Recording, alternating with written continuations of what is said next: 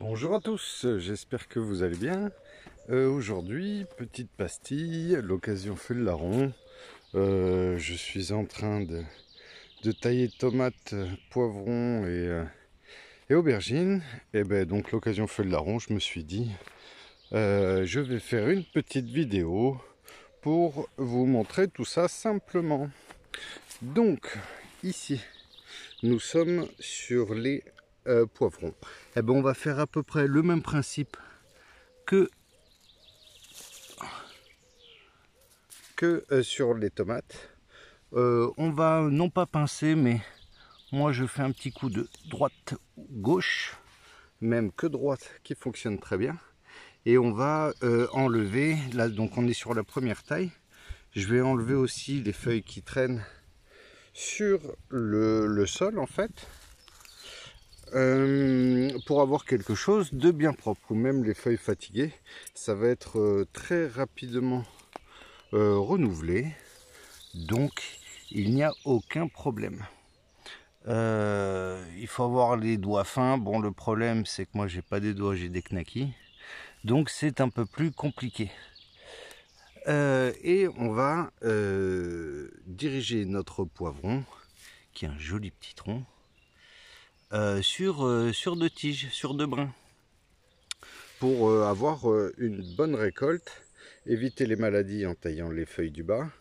Ne pas épuiser l'énergie du poivron avec toutes les petites pousses qui en fait demandent beaucoup plus d'énergie à la plante, et finalement ralentit le développement et le calibre des fruits si on est amené à tout laisser. Donc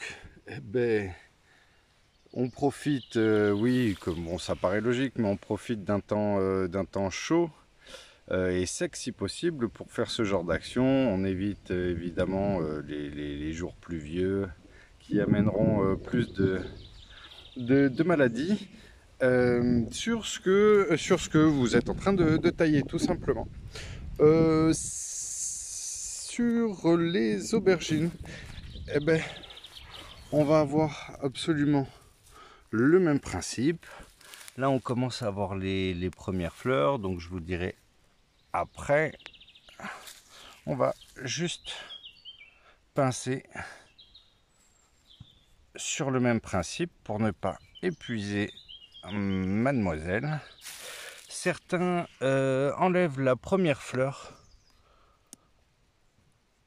même si elle est très jolie,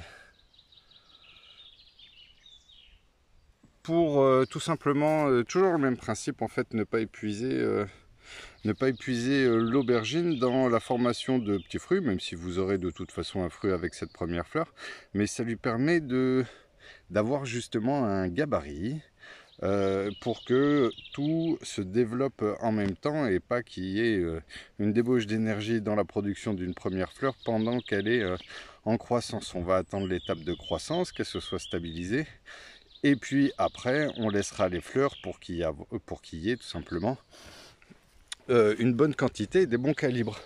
Faire par étapes, on va attendre la fin de la croissance pour attendre la production des fruits. Faire les deux en même temps, et la croissance et les fruits, ça va pomper vraiment un maximum. Donc ouais, il y a un petit peu de boulot. Sur les piments, en fin de compte, ça va être la même chose que sur les poivrons. Et là, je m'attelle aux tomates, où j'y vais quand même un petit peu sur la taille. Sur le projet, j'aimerais les faire monter en hauteur comme vous voyez ici.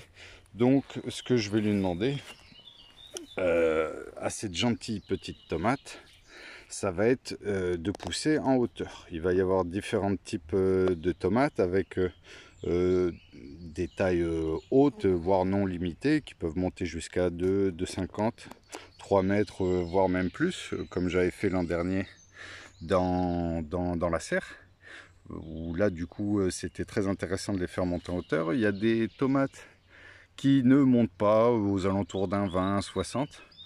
Et il y a des tomates indéfinies, j'appelle ça la tomate surprise.